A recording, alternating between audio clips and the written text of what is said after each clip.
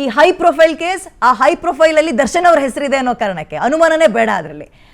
So ಈ ಮಾಫಿ ಸಾಕ್ಷಿ ಬಗ್ಗೆ ಹೇಳ್ಬಿಡಿ ನನಗೆ ಫಸ್ಟ್. ಏನಿದು ಮಾಫಿ ಸಾಕ್ಷಿ? ಸಾಮಾನ್ಯವಾಗಿ ತುಂಬಾ ಜನ ಅಕ್ಯೂಸ್ಡ್ ಇದ್ದಾಗ ಸೊ ಕೆಲವರು ಅಪ್ರೂವರ್ ಆಗೋದು ಸಹಜ. ಹಲವಾರು ಕೇಸ್ಗಳಲ್ಲಿ ಅದಾಗಿದೆ. ಈಗ ದರ್ಶನ್ ಕೇಸಲ್ಲಿ ಅದು ವಿಷಯ ಬಂದಿರೋದ್ರಿಂದ ಮಹತ್ವವನ್ನು ಪಡ್ಕೊಂಡಿದೆ. ಆ್ಯಕ್ಚುಲಿ ಅಪ್ರೂವರ್ ಅಂದರೆ ಈಗ ಏನಂತಂದರೆ, ಈಗ ಎಷ್ಟು ಜನ, ಒಂದು 20 ಜನ ಅಕ್ಯೂಸ್ಡ್ ಇದ್ದಾರೆ ಅಂತಂದರೆ ಅದರಲ್ಲಿ ಮೇಯ್ನ್ ಅಕ್ಯೂಸ್ಡ್ ಬಂದು ಅಪ್ರೂವರ್ ಆಗ್ಲಿಕ್ಕಾಗಲ್ಲ.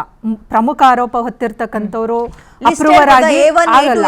ಅವ್ರ ಮೇಲೆ ಗುರುತರ ಹೌದು ಅಂದರೆ A1 A2 A3 ಅಂತ ಬರಲ್ಲ. ಈಗ ಏನಂತ ಅಂದರೆ ಈಗ ಇಲ್ಲಿ ಯಾರು ಅಪ್ರೂವರ್ ಆಗ್ತಿದ್ದಾರೆ ದರ್ಶನ್ ಕೇಸಲ್ಲಿ, ಅವ್ರ ಮೇಲಿರೋದು ಸಾಕ್ಷ್ಯನಾಶ, ಆಮೇಲೆ ಫಂಡಿಂಗ್ ಮಾಡಿದ್ದಾರೆ ಅದಕ್ಕೆ ಅನ್ನೋದು ಅವ್ರ ಮೇಲಿರ್ತಕ್ಕಂಥ ಆರೋಪ.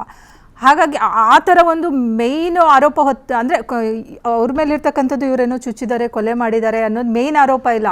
ಈಗ ಆರೋಪಿಗಳು 40 ಜನ ಇರಲಿ, ಕೊಲೆ ಕೇಸಲ್ಲಿ ಕೊಲೆ ಸೆಕ್ಷನ್ಸ್ ಅಂಡರೇ ಅವ್ರ ಮೇಲೆ ಚಾರ್ಜ್ ಶೀಟ್ ಫೈಲ್ ಆಗೋದು. ಆದರೆ ಇಲ್ಲಿ ಅವರು ಅಂದರೆ ಒಬ್ಬೊಬ್ಬರು ಪಾತ್ರ ಬೇರೆ ಬೇರೆ ಇರುತ್ತಲ್ಲ. ಪ್ರಮುಖ ಪಾತ್ರ ಅಲ್ಲದೆ ಇವರ ಪಾತ್ರದಲ್ಲಿ ಮೇನ್ ಪಾತ್ರಕ್ಕಿಂತ ಸ್ವಲ್ಪ ಕಡಿಮೆ ಆಗಿರ್ತಕ್ಕಂತಹ ಏನು ಆರೋಪವನ್ನು ಹೊತ್ಕೊಂಡಿರ್ತಾರೆ ಅವ್ರು ಅಪ್ರೂವರ್ ಆಗ್ಲಿಕ್ಕೆ ಕಾನೂನಲ್ಲಿ ಅವಕಾಶ ಇದೆ.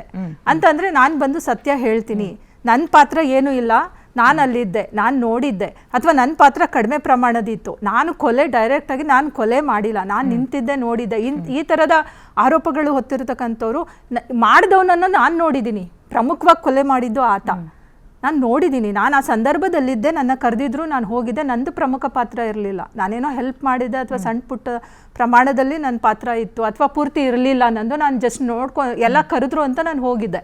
ಈ ಥರದ ಸಾಕ್ಷಿಗಳನ್ನ ಹೇಳುವಂಥದ್ದು ಅಪ್ರೂವರ್ ಆಗ್ತಾರೆ ಇದರಲ್ಲಿ. ಅಂದರೆ ನಾನು ಕೊಲೆ ಮಾಡಿಲ್ಲ, ನಾನು ನಿರಪರಾಧಿ ಇದ್ದೀನಿ, ಮುಖ್ಯವಾಗಿ ಕೊಲೆ ಮಾಡಿರ್ತಕ್ಕಂಥದ್ದು A1 A2 A3 ಅಂತ ಹೇಳಿ ಅವ್ರ ಮೇಲೆ ಸತ್ಯವನ್ನು ನುಡಿಯುವಂಥದ್ದು ಅಪ್ರೂವರ್ ಮಾಡುವಂಥ ಕೆಲಸ.